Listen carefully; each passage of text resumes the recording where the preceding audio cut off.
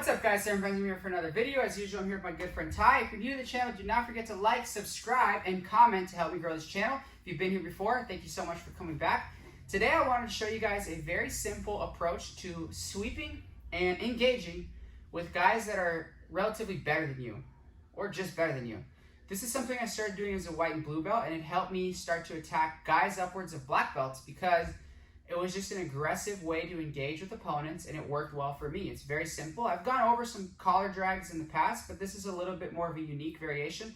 I think I've gone over it in more of like a bundle video where I was showing different approaches to open guard, but today is just going to be solely dedicated to this collar drag. So without further ado, let's get into it. So what is the attack? It's a collar drag, and we're going to approach it from standing and knees just to get it all on the video. So the first thing is we have to understand which collar to grab. We want to grab the cross collar. Okay? Anytime we're playing open guard, and I have plenty of open guard videos surfing around my channel, I have to understand that my elbows are in front of my knees. Okay? I'm always relatively forward, but not too far forward where he can shove my head down, and not too far back where he can shove my head back. Right? I want to be in a good position where I have base. So if he's pushing me, I'm not falling over. Right? I also want to be mobile. So I'm typically have one knee up when they're standing. Okay, I'm not doing this when they're standing, because if he starts to circle around me, it can be hard to move. If my opponent is standing in front of me, I always have a knee up. And typically if he's got this foot forward, that's the knee I have up. If he's got the other foot forward, I typically have this knee up. So anyway, so we're here. I'm going to get the cross collar. We can assume that we already attained it, or we can assume that I got it. I understand the risks associated with the cross collar grip. That being flying arm bars, and flying triangles, and even rolling kimuras on my free hand. But remember, this video is geared to be an engagement point. So it's for people who are white, blue, purple, brown, or even black that want to get better people with kind of a surprise attack. And I still do this, and I'm aware of the triangle and the arm bar. Just to throw it out there, when people do try the crazy flying triangle, I typically end up in single leg X, if anyone's wondering. Because as I'm here, when he tries, he doesn't have to do it. I typically keep my knee close to my head.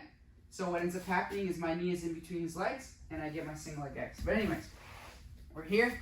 I get the cross collar. There's going to be two variations to attack this, and pretty much all we're doing is dragging him. But we have to understand how to drag. If this leg is forward or if he's square, okay, I'm going to open my left leg. I'm going slow for demonstration, but this would happen fast. And my left arm is going to be out here. What this is going to do, it's going to allow me to lift my hip and pull him towards me by using my body weight, like so. So I use all my body weight.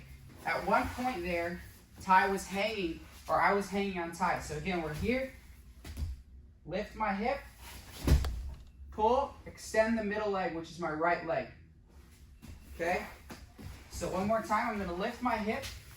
My right arm has the cross collar grip, which means my left leg and left arm are gonna be what I use to elevate my hip. My right leg is going to straighten simultaneously as I drag the collar. I'm going to drag my elbow to my ribs, like so.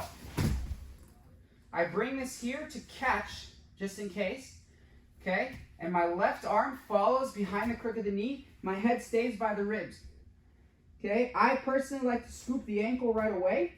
I turn on my knee, my elbow's on the mat, like so. I drive, and I get my sweep. So let's do it from this side. So again, we're here, we get the cross collar, leg out, lift the hip, pull, head in the ribs, scoop his leg. You can scoop his ankle and pull his ankle in. You can scoop his knee, you can scoop his hip. There's so many ways to do this, and it depends on his reaction. But I just want you guys to understand that this is an option. So we come here, we drive, and we can start to attack. That's our first one. Our second one is going to be a little different, and it's going to be we kick this leg. This just gives them something else to think about. Typically they don't fall right over. If they do, great, get up. But typically you end up in the same position, but it's just a little stronger with guys who have good base, so that he can't post that leg out, post that knee down, and do a crazy hip switch. Anything like that we can try to avoid. So we're here, just like that, and then I quickly come up, trapping his ankle, driving, and passing. So one more time on the knee kick, or on the leg kick. So we're here and here, open, I'm gonna push. I'm not gonna kick my opponent like I'm in MMA or anything. I'm just gonna push, okay? Grab his ankle still, Okay, I'm pinching, getting up, and starting to attack. If he's really far forward, of course you can take the back.